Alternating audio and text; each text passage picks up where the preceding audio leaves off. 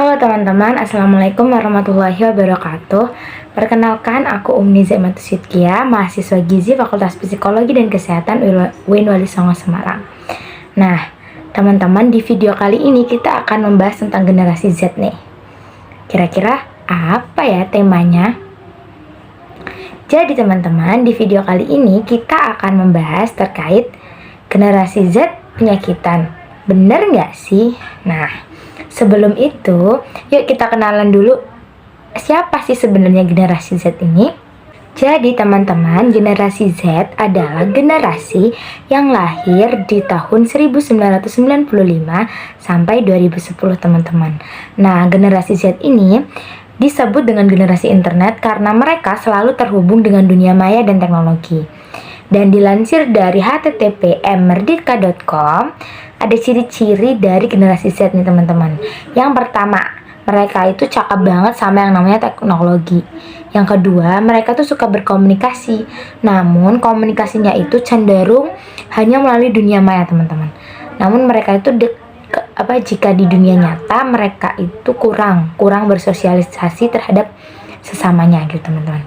Terus yang ketiga teman-teman, generasi Z ini suka banget yang namanya ngumbar privasi.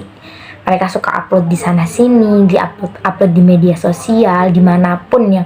Pokoknya mereka itu bisa dibilang kayak haus akan pujian deh gitu teman-teman. Dan yang keempat, si generasi Z ini nih, dia suka banget yang namanya ngambil keputusan sendiri. Mereka tidak memerlukan orang lain, tidak membutuhkan pendapat orang lain gitu teman-teman untuk mengambil keputusan. Jadi nggak heran kalau banyak generasi Z ini yang masih bersikap egois.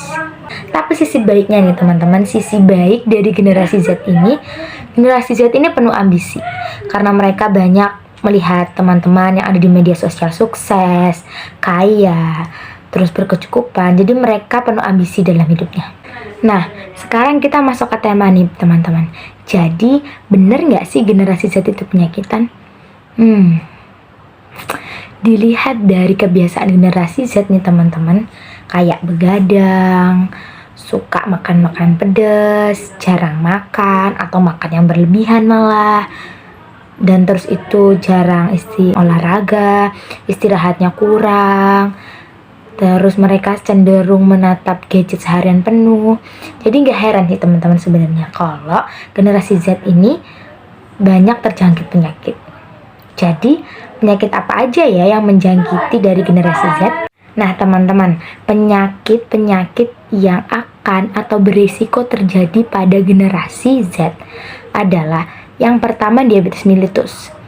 Jadi teman-teman, jika kondisi tubuh kurang gerak namun mengonsumsi makanan tinggi gula dan manis dalam jangka waktu yang lama akan menyebabkan ketidakseimbangan di dalam tubuh.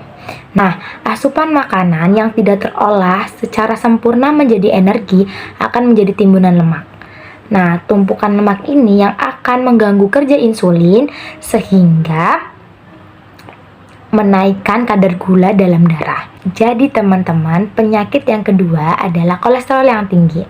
Jadi makanan berlemak mempengaruhi kadar keseimbangan kolesterol di dalam tubuh. Dan asupan lemak yang kita terima itu mengikat sel hati dan memproduksi atau mengolah dari kolesterol itu. Jadi kalau kita kebanyakan nih makan berlemak, itu akan mengakibatkan kolesterol dalam diri kita itu, kolesterol dalam darah itu naik. Penyakit yang akan berisiko terkena oleh gen Z yang ketiga adalah kondisis. Jadi kondisis merupakan peradangan dinding sistem pencernaan mulai dari mulut hingga anus.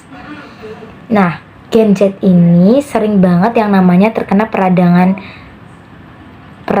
kondisis teman-teman. Seperti halnya usus buntu. Jadi, usus buntu dipengaruhi oleh makanan yang tidak sehat, pola makan yang salah, serta sering mengonsumsi junk food. Penyakit yang terakhir ialah MAH. Jadi, pola makan yang tidak teratur akan mengakibatkan lambung lebih sensitif dan menghasilkan asam dalam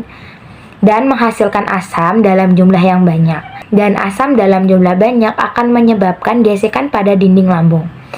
Kondisi ini yang menyebabkan sering terjadinya ulu hati pada bagian lambung. Nah, teman-teman, jadi gimana ya tips and trik menjadi generasi Z yang sehat? Yang pertama, kita bisa makan makanan yang bergizi. Kurangi makanan junk food. Lalu kita juga bisa sering berolahraga. Istirahat yang cukup, jangan begadang. Dan selalu berdoa kepada Yang Maha Kuasa. Sekian materi yang dapat saya sampaikan. Saya akhiri. Wabillahi taufiq wal hidayah. Wassalamualaikum warahmatullahi wabarakatuh. Stay healthy teman-teman.